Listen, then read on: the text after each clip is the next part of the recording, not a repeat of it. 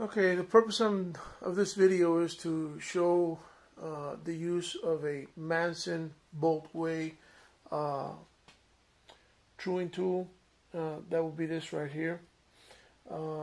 This reamer here is a manually operated reamer.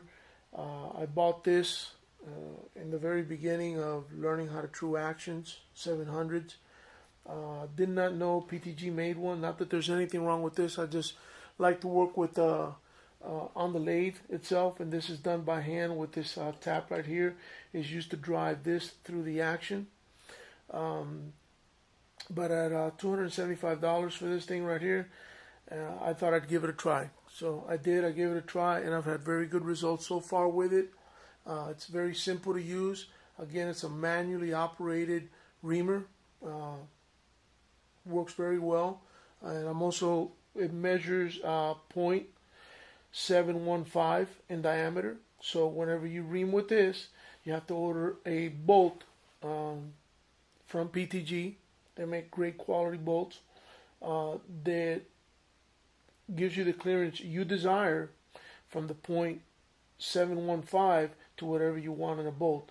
I order the bolts usually 0.712. It gives me 1.5 thousandths of clearance on any given side of the bolt for a total of 3 thousandths clearance, which is pretty tight for a tactical type rifle.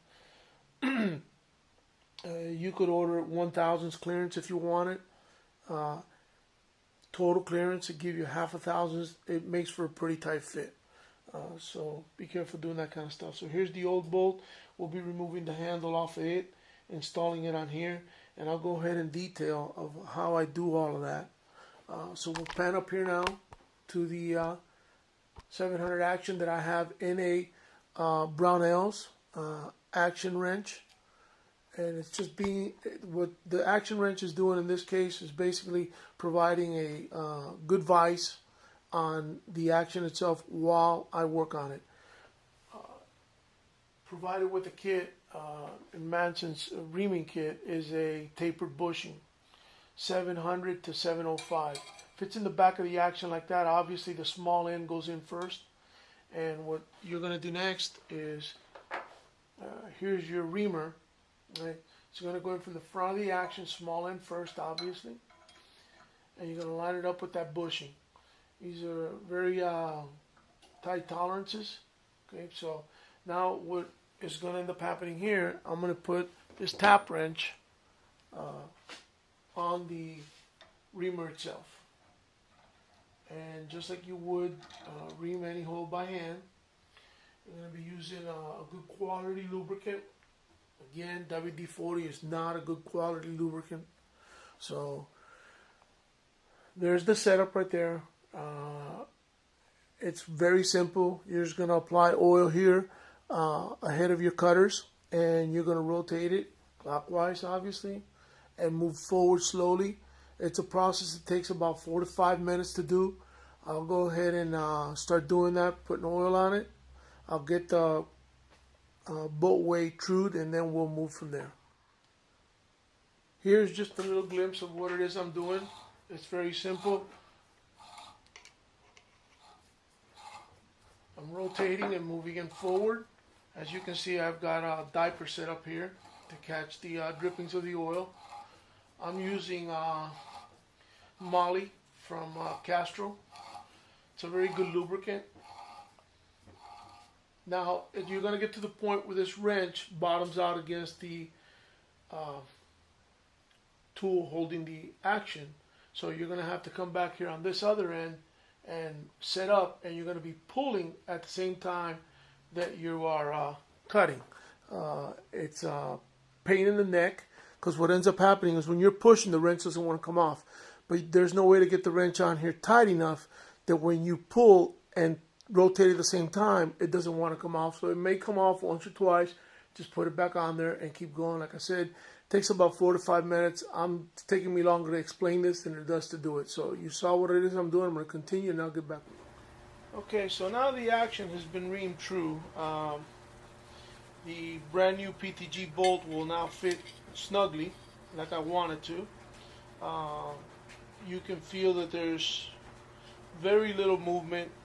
Like I said, about 1.5 thousandths in either direction, like we want it to fit for now. Now to set up on the lathe and through the threads and the face and the bolt lugs, what Madison does is this tool actually does two things. It reams a true bolt way, and now you can take these bushings that fit on here extremely well. All right, I mean there is no movement whatsoever there, and these are straight bushings.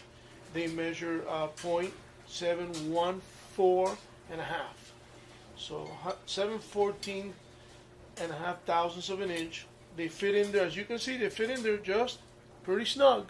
There's only about 0.5 thousandths total clearance. Now, what I'm going to do is I'm going to put this on here like this. One on here, one in the back here.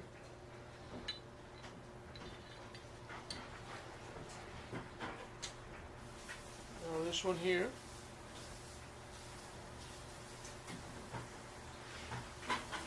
In the back and one in the front.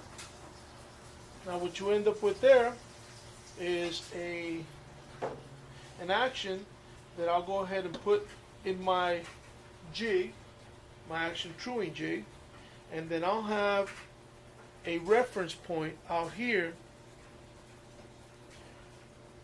that I will set up on, dial this within 1 to 2 10,000ths of an inch true. That means that my axis in this action will be true within 1 to 10,000ths of an inch. At that point I can remove this tool. It'll come out. Sometimes this, because you put pressure on the action, stays in there. All you got to do is make sure that it stays in there deep enough past the locking abutments, so that you don't end up cutting on this piece here on the lathe. So that's all you need to make sure of. So we'll go ahead and set this up in the truing jig and show you a picture of what that looks like if you haven't seen it in one of the other videos.